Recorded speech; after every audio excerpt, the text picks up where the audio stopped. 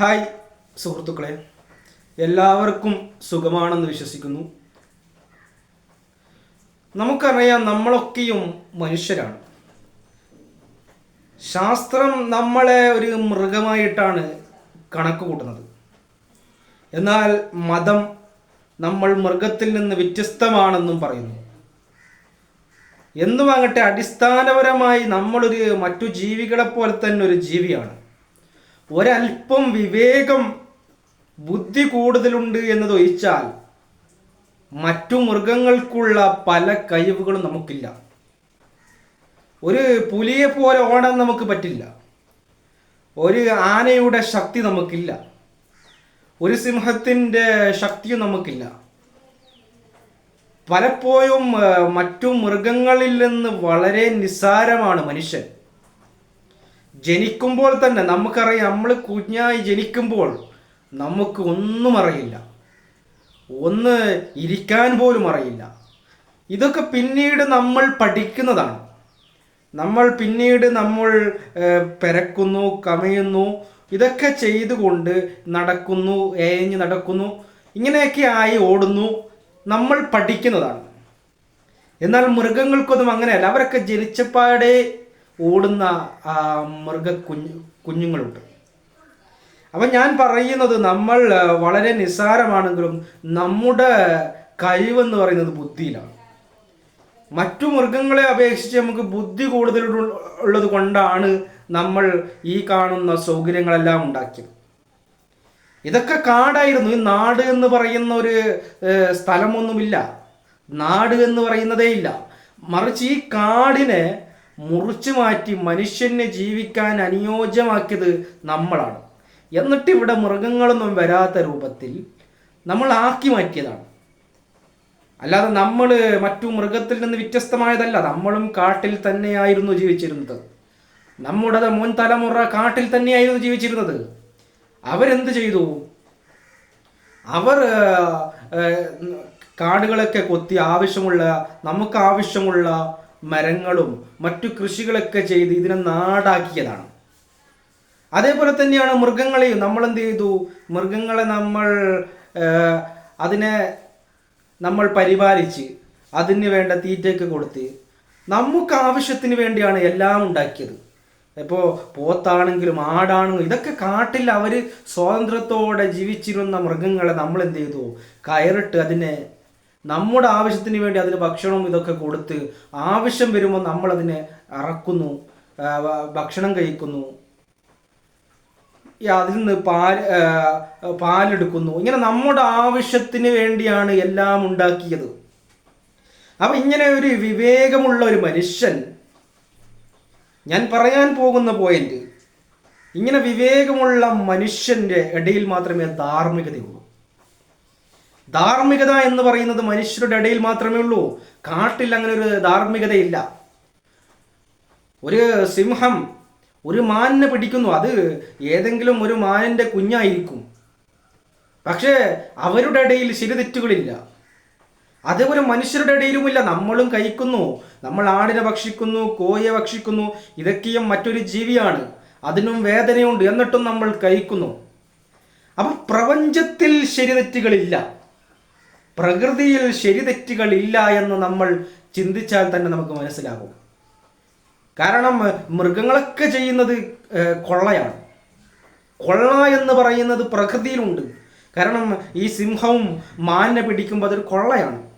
നമ്മളൊരു ആടിനെ അറക്കുമ്പോൾ അത് കൊള്ളയാണ്. മറിച്ച് നമ്മൾ എന്താ ചെയ്യുക? അത് സ്വാതന്ത്ര്യത്തോടെ ജീവിക്കേണ്ട ജീവികളെ നമ്മൾ പിടിച്ചു വെച്ച് അതിന് വേണ്ട ഭക്ഷണമൊക്കെ കൊടുത്ത് നമ്മുടെ ആവശ്യം വരുമ്പോൾ നമ്മൾ അറത്തു തിന്നുന്നു. ഇത് നമ്മൾ ആഴത്തിൽ ചിന്തിക്കുമ്പോൾ ശരിയല്ല എന്ന് നമുക്ക് തോന്നും. പക്ഷെ പ്രകൃതിയിൽ ശരി തെറ്റുകളില്ല എന്ന് നമ്മൾ മനസ്സിലാക്കണം. എന്നാൽ സാമൂഹിക ജീവിയായ മനുഷ്യർ, വിവേകം ഉപയോഗിച്ച് ജീവിക്കുന്ന മനുഷ്യരുടെ ഇടയിൽ ശരി തെറ്റുകളുണ്ട്. അത് നമ്മുടെ നിലനിൽപ്പിന് വേണ്ടിയാണ്. നമ്മളോട് ഹെൽമെറ്റ് ധരിക്കാൻ പറയുന്നത് എന്തിനാണ്? നമ്മളോട് ഹെൽമെറ്റ് ധരിക്കാൻ പറയുന്നത് നമ്മുടെ സുരക്ഷയ്ക്ക് വേണ്ടിയാണ്. വാഹനം ഓവർ സ്പീഡിൽ പോകരുതെന്ന് പറയുന്നതിനാണ്, നമുക്കും മറ്റൊരുത്തനും അപകടമുണ്ടാക്കാതിരിക്കാനാണ്. അതേപോലെ ഒരുപാട് എല്ലാ ഘടകത്തിലും ശരി തെറ്റുകൾ മനുഷ്യരുടെ ഇടയിൽ ഉണ്ട് എന്നുള്ളതാണ് സത്യം. അതേപോലെ തന്നെ മനുഷ്യരുടെ ഇടയിൽ വിശ്വാസങ്ങളുമുണ്ട്. വിശ്വാസങ്ങളുടെ ഇടയിലും ശരി തെറ്റുകളുണ്ട്. ഞങ്ങൾക്കിത് പറ്റില്ല, ഞങ്ങൾക്കിത് പറ്റില്ല എന്ന ശരികൾ, അവരവരുടേതായ ശരികളുമുണ്ട്. ഇങ്ങനെയാണ് ഒരു സമൂഹം പോയിക്കൊണ്ടിരിക്കുന്നത്. ഞാൻ പറയാൻ നിങ്ങളോട് ഉദ്ദേശിക്കുന്നത്, നമ്മൾ ഇതൊക്കെ വിശാലമായ അർത്ഥത്തിൽ നമ്മൾ ചിന്തിക്കണം. എന്നിട്ട് നമ്മൾ എല്ലാത്തിനെയും ഉൾക്കൊള്ളാൻ തയ്യാറാക്കണം. ഏത് വിശ്വാസത്തെയാണെങ്കിലും ഏത് നിയമത്തെയാണെങ്കിലും നമ്മൾ ആ കണ്ണുകൊണ്ട് കാണാൻ നമുക്ക് കഴിയണം. അത് അവരുടെ ശരിയാണ്. ഒരാൾ എന്തെങ്കിലും ഒരു ആചാരം ചെയ്യുമ്പോൾ അത് സമൂഹത്തിന് ദോഷമില്ലെങ്കിൽ, സമൂഹത്തിന് ദോഷം ചെയ്യാത്ത ഒരു ആചാരത്തെയോ ഒരു വിശ്വാസത്തെയോ ഒരാളും എതിർക്കേണ്ടതില്ല. കാരണം അത് അവരുടെ ശരികളാണ്. യുക്തിവാദികളൊക്കെ മറ്റൊരുത്തൻ്റെ വിശ്വാസത്തെ ചോദ്യം ചെയ്യുന്നത് കാണാം നമുക്ക്. കാരണം വിശ്വാസികളൊക്കെ മണ്ടന്മാരാണ്, അവര് ശരിയല്ല. ഇങ്ങനെയുള്ള ചിന്താഗതികൾ പരസ്യമായി പ്രചരിപ്പിക്കുന്ന ആളുകളെ കാണാം. നിങ്ങൾ മനസ്സിലാക്കേണ്ടത് അത് അവരുടെ ശരികളാണ്. നിങ്ങൾ എന്തിനാണ് അതിനെ എതിർക്കുന്നത്? നിങ്ങൾക്ക് സമൂഹത്തിന് ദോഷമായ എന്തെങ്കിലും ഉണ്ടെങ്കിൽ നമുക്ക് എതിർക്കാം.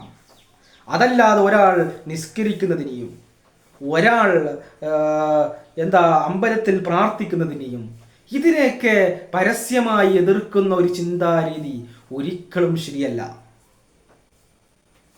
അതിനോടൊരു അസഹിഷ്ണുത കാണിക്കുന്നത് ശരിയല്ല. കാരണം സാമൂഹിക ജീവിയായ മനുഷ്യൻ എല്ലാത്തിനെയും ഉൾക്കൊള്ളാൻ പഠിക്കണം. എല്ലാ വിശ്വാസ ആചാരങ്ങളെയും നമ്മൾ ഉൾക്കൊള്ളാനും മനസ്സിലാക്കാനും പഠിക്കണം എന്നുള്ളതാണ്. അങ്ങനെ ചിന്തിക്കാൻ കഴിയണം നമുക്ക്. അല്ലാതെ എൻ്റെത് മാത്രം ശരിയെന്ന് നമ്മൾ വിശ്വസിച്ചു പോയാൽ അവിടെയാണ്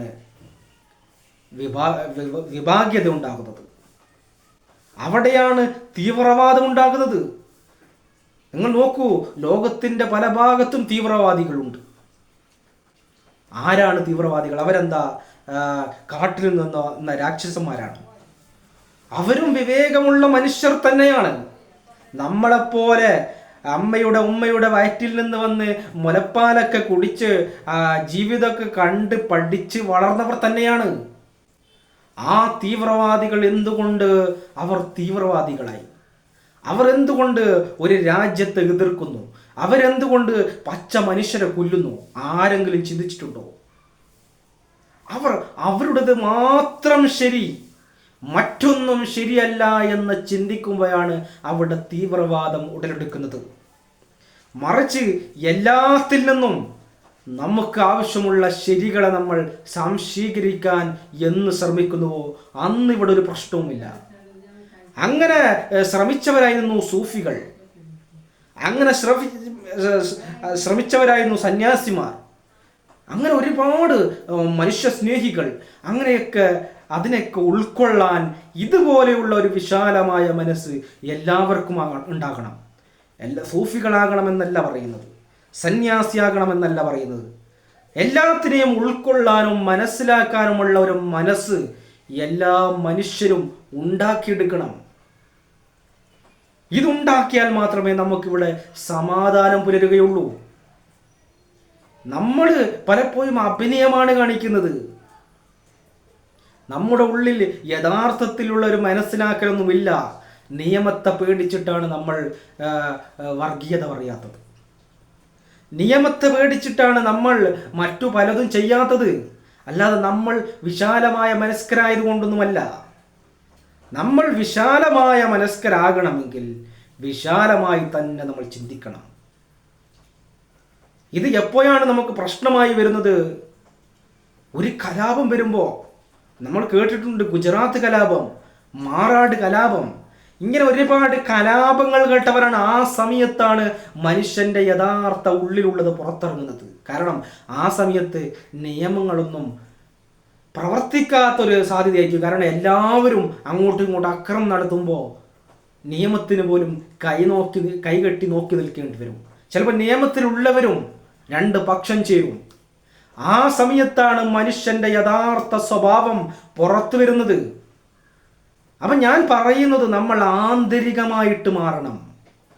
ആന്തരികമായിട്ട് നമ്മുടെ ചിന്തകളെയും വിശ്വാസങ്ങളെയൊക്കെ മാറ്റിയെടുത്താലേ നമ്മൾ പരിപൂർണമായ ഒരു മനുഷ്യനാകും. അല്ലെങ്കിൽ അവസരം കിട്ടുമ്പോൾ മനുഷ്യൻ അവൻ്റെ വൃത്തികെട്ട സ്വഭാവങ്ങൾ എടുക്കും. അതിനേറ്റവും ഉദാഹരണമാണ് ഹിറ്റ്ലറിനെ പോലെ മനസ്സിൽ വിഭാഗീയത വെച്ച് നടക്കുന്ന എത്രയോ ആളുകൾ ഇന്നുമുണ്ട്. അവർക്ക് കഴിയാത്തത് കൊണ്ടാണ് അവരൊന്നും ചെയ്യാത്തത്. നേരെ മറിച്ച് അവസരം കിട്ടിയാൽ ഹിറ്റ്ലർ ആകാൻ വേണ്ടി കാത്തിരിക്കുന്നവരാണ് ബഹുഭൂരിപക്ഷം ആളുകളും. ഹിറ്റ്ലർ അദ്ദേഹത്തിന് ഭരണം കിട്ടിയപ്പോൾ അദ്ദേഹം 60 ലക്ഷത്തോളം ജൂതന്മാരെ കൊന്നുകളഞ്ഞു. ഇങ്ങനെ ഒരുപാട് നേതാക്കന്മാരൊക്കെ മനുഷ്യരെ കൊന്നിട്ടുണ്ട്. അവരൊക്കെയും അവരുടെയൊക്കെ ഉള്ളു ശരിയില്ലാത്തത് കൊണ്ടാണ് അങ്ങനെ ചിന്തിക്കുന്നത്.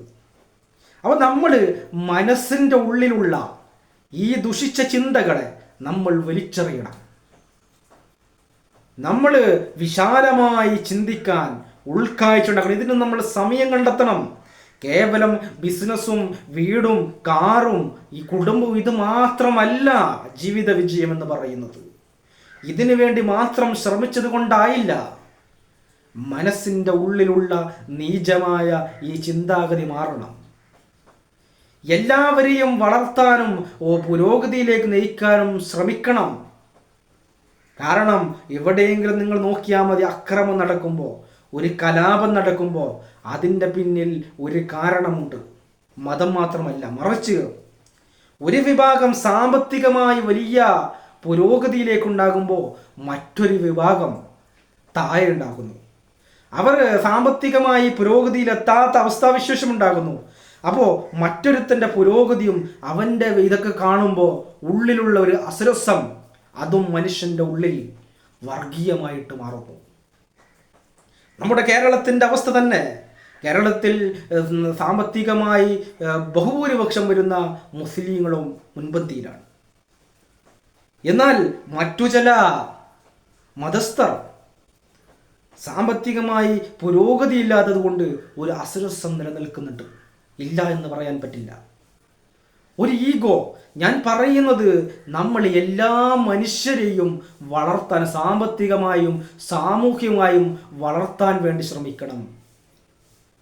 ഹിന്ദുവിന് വേണ്ടി മാത്രം ശബ്ദിക്കുകയല്ല വേണ്ടത്, മുസ്ലിമിന് വേണ്ടി മാത്രം ശബ്ദിക്കുകയല്ല വേണ്ടത്, ക്രിസ്ത്യാനിക്ക് വേണ്ടി മാത്രമല്ല, എല്ലാ മനുഷ്യനു വേണ്ടി ശബ്ദിക്കാൻ ആര് തയ്യാറാകുന്നോ അവനാണ് യഥാർത്ഥ മനുഷ്യസ്നേഹി. അത് ഉള്ളിൽ വേണം. അത് പുറത്ത് കാണിച്ചത് കൊണ്ട് കാര്യമില്ല. പുറമേക്ക് വലിയ മതേതരത്തിനാണെന്ന് കാണിക്കും, ഉള്ളിൽ പച്ചവർഗീയത വെച്ച് നടക്കുന്ന ഒരുപാട് ആളുകളുണ്ട്. അങ്ങനെയല്ല. എല്ലാ മനുഷ്യരുടെയും പുരോഗതിയും ജീവിത വിജയവും നമ്മൾ ആഗ്രഹിക്കണം. അതിനു വേണ്ടി പരിശ്രമിക്കണം. മനുഷ്യന് വേണ്ടിയുള്ള സംഘടനകൾ രൂപീകരിക്കണം. നമ്മുടെ കേരളത്തിലാണെങ്കിൽ സാമുദായിക സംഘടനകൾ ഒരുപാടുണ്ട്. എന്നാൽ എല്ലാ മനുഷ്യർക്കും വേണ്ടിയുള്ള സംഘടനകൾ നമ്മൾ രൂപീകരിക്കണം. അതേപോലെ തന്നെ എല്ലാ മനുഷ്യരെയും ഉൾക്കൊള്ളാൻ കഴിയണം. മത്സരം പാടില്ല. ഈ മത്സരമായി കഴിഞ്ഞാൽ അത് ഉള്ളിൽ ഒരു അസ്വസ്ഥമുണ്ടാകും. നിങ്ങൾ നോക്കിയാൽ മതി, നമ്മൾ വലിയ വായിൽ പറയുന്നത് മാത്രമാണ്. നമ്മുടെ ഉള്ളിൻ്റെ ഉള്ളിൽ ഞാൻ വേറെ അവൻ വേറെ എന്ന ചിന്ത ബഹുഭൂരിപക്ഷം മനുഷ്യർക്കുമുണ്ട്.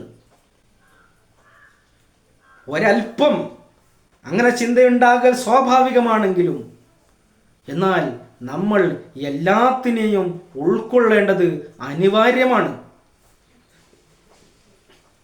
നമ്മുടെ നിലനിൽപ്പിനും ആവശ്യമാണ് എല്ലാത്തിനെയും ഉൾക്കൊള്ളുക എന്നുള്ളത്.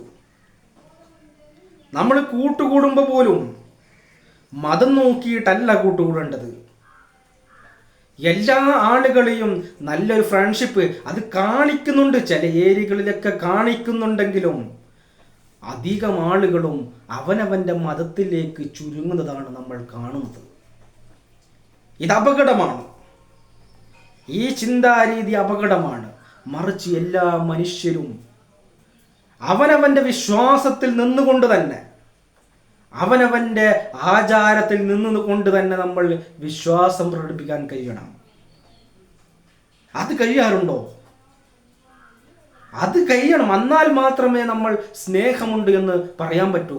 ഒരു യുക്തിവാദിയും ഒരു മുസ്ലിമും ഒരു ഹിന്ദുവും ഒരു ക്രിസ്ത്യാനിയും ഒക്കെ ഒന്നിച്ചിരുന്ന് ഭക്ഷണം കഴിക്കാൻ കഴിയണം. ആ ഒരു സൗഹാർദ്ദം, ആ ഒരു രീതിയിലേക്ക് നമ്മുടെ മനസ്സ് വിശാലമാകണം. ഒരു യുക്തിവാദിയെ കണ്ടാൽ അവൻ്റെ ഇഷ്ടമല്ല, അവനിക്ക് ഇഷ്ടമുണ്ടാൽ അവൻ വിശ്വസിച്ചു കൊള്ളട്ടെ എന്നൊരു ചിന്താഗതി നമുക്ക് വേണം. ഒരു മുസ്ലിമിനെ കാണുമ്പോൾ, ഒരു ഹിന്ദുവിനെ കാണുമ്പോൾ, ഒരു ക്രിസ്ത്യാനിയെ കാണുമ്പോൾ ഇതേ ചിന്തകൾ നമുക്ക് വരണം. ഇത് വരുന്നുണ്ടോ? പുറമേക്ക് നമ്മൾ സംസാരിക്കും, കളിയും ചിരിയൊക്കെ ആക്കുമെന്നല്ലാതെ ഉള്ളിൻ്റെ ഉള്ളിൽ ഞാൻ അവൻ എന്നൊരു ചിന്താഗതി വെച്ച് പുലർത്തുന്ന ഈ മനോഭാവം നമ്മൾ മാറ്റിയേ പറ്റൂ. വിശാലമായ അർത്ഥത്തിൽ എല്ലാ മനുഷ്യരെയും ഉൾക്കൊള്ളണം.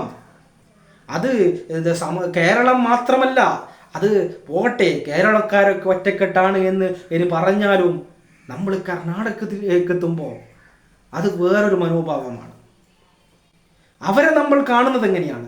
ഇങ്ങനെ വർഗീയത എന്ന് പറയുന്നത് മനുഷ്യന് സഹജമായ ഒരല്പമുണ്ട്. നമ്മൾ ചിന്തിച്ചാൽ മതി.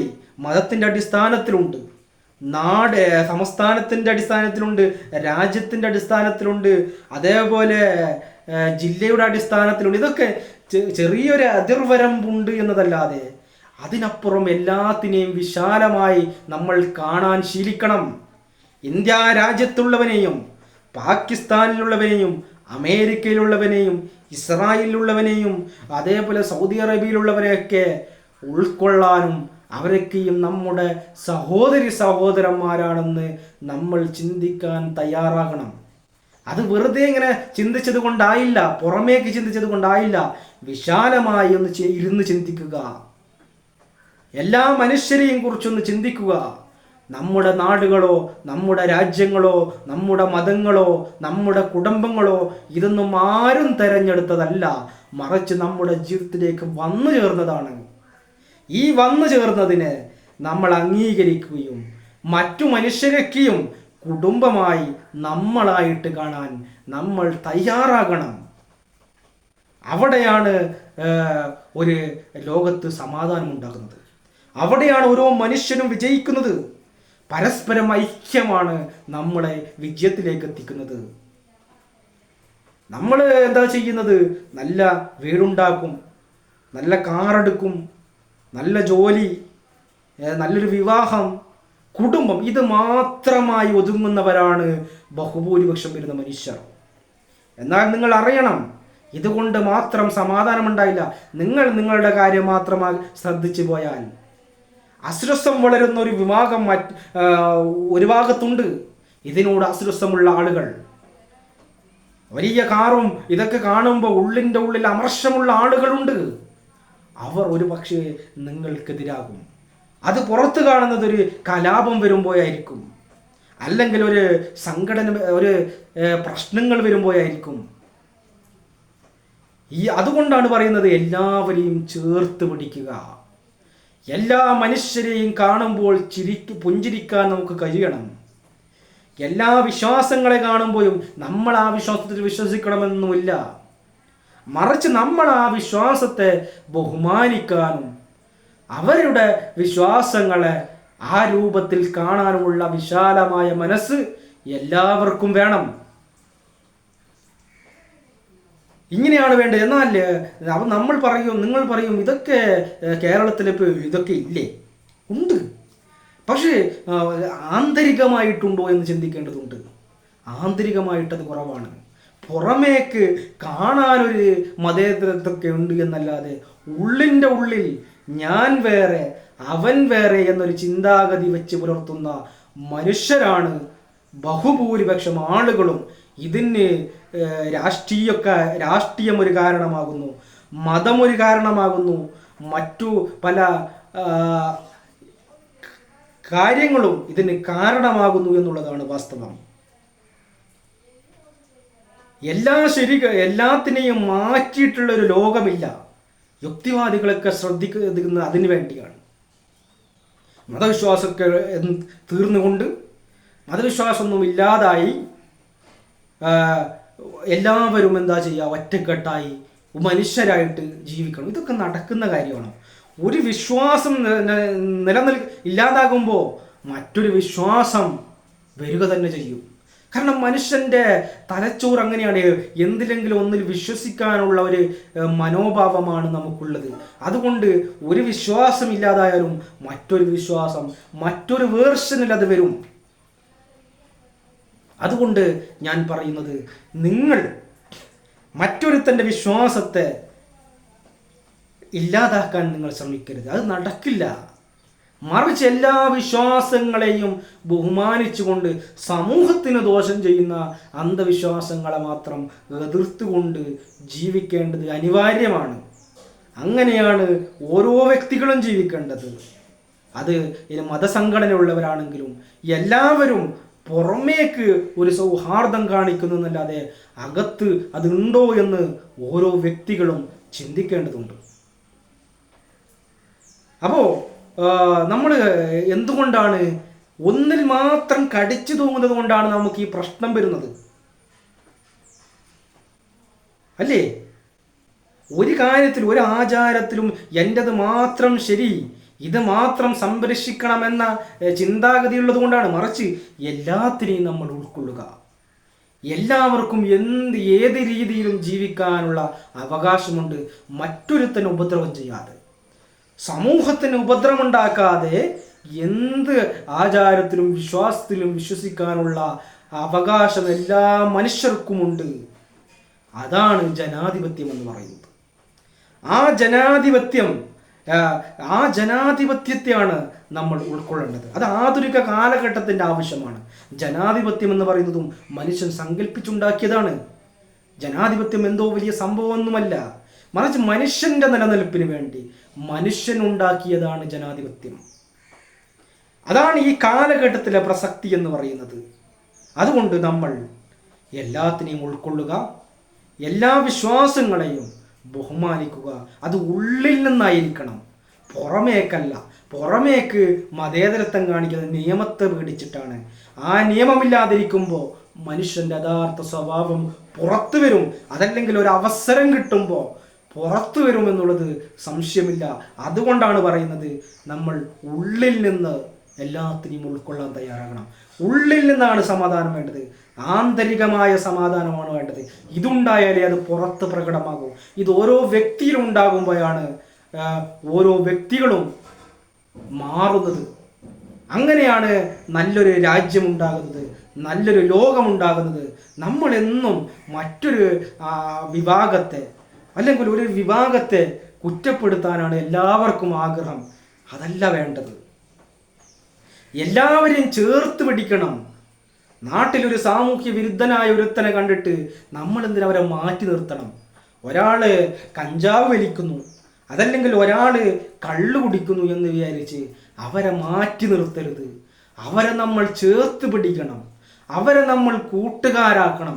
അതിലൂടെ നമ്മുടെ ഈ വൈബ്രേഷൻ, പോസിറ്റീവ് വൈബ്രേഷൻ മൂലം അവരും മാറും. അല്ലാതെ അവരെ നമ്മൾ മാറ്റി നിർത്തുമ്പോൾ അവർ സാമൂഹ്യ വിരുദ്ധരായി, അവർ നമുക്കെതിരായി. ഇങ്ങനെയാണ് സാമൂഹ്യ വിരുദ്ധരുണ്ടാകുന്നത്. അങ്ങനെ ഒരു വിരുദ്ധർ വേണ്ട നമുക്ക്. അങ്ങനെ ഒരു സാമൂഹ്യ വിരുദ്ധരൊന്നും വേണ്ട. എല്ലാവരും ഉൾക്കൊണ്ടുകൊണ്ട് സാമൂഹ്യ ജീവിയായ മനുഷ്യൻ നമ്മൾ എത്ര കാലം ജീവിക്കുമെന്ന് നമുക്കറിയില്ല. ഏത് സമയത്തും മരണപ്പെട്ടു പോകുന്ന മനുഷ്യൻ നമ്മൾ. അതുകൊണ്ട് ഉള്ള ജീവിതം സന്തോഷത്തോടെ സമാധാനത്തോടെ ജീവിക്കാൻ വേണ്ടി ശ്രമിക്കുക. നല്ലൊരു ജീവിതം നയിക്കാൻ വേണ്ടി നിങ്ങളൊക്കെയും തയ്യാറാകണം. അതോടൊപ്പം തന്നെ മറ്റുള്ളവരെയും ചേർത്ത് പിടിക്കാൻ കഴിയണം എന്ന് മാത്രം ഈ അവസരത്തിൽ പറഞ്ഞുകൊണ്ട് നിർത്തുന്നു. Thank you.